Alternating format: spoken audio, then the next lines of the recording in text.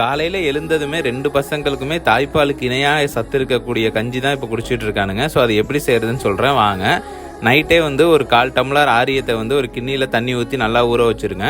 காலையில் எடுத்து பார்த்தீங்கன்னா நல்லா ஊறிடும். அதை ஒரு 3-4 டைம் வாஷ் பண்ணிவிட்டு மிக்ஸி ஜாரில் போட்டு அதை ஃபஸ்ட்டு கிரைண்ட் பண்ணிடுங்க. நெக்ஸ்ட்டு கொஞ்சம் தண்ணி ஆட் பண்ணி அதை நல்லா கிரைண்ட் பண்ணிடுங்க. அடுத்து என்ன பண்ணுறீங்கன்னு பார்த்தீங்கன்னா ஒரு பாத்திரத்தில் வடிகட்டி வச்சு அதை பால் மட்டும் நல்லா வடிகட்டி எடுத்துக்கோங்க. அதுக்கப்புறம் என்ன பண்ணுறீங்கன்னா அடுப்பை பற்ற வச்சுட்டு ஹீட் பண்ணுங்கள். ஹீட் பண்ணிங்கன்னா அது நல்லா கஞ்சி ஸ்டேஜுக்கு வரும். இந்த மாதிரி பதம் வந்தோடனே ஒரு கிண்ணியில் நான் எடுத்துக்கிறேன். என்னோட 2வது பையனுக்கு 6 மாதம் தான் ஆகுது. அவனுக்கு இந்த மாதிரி தான் ஊட்ட வைக்கணும்.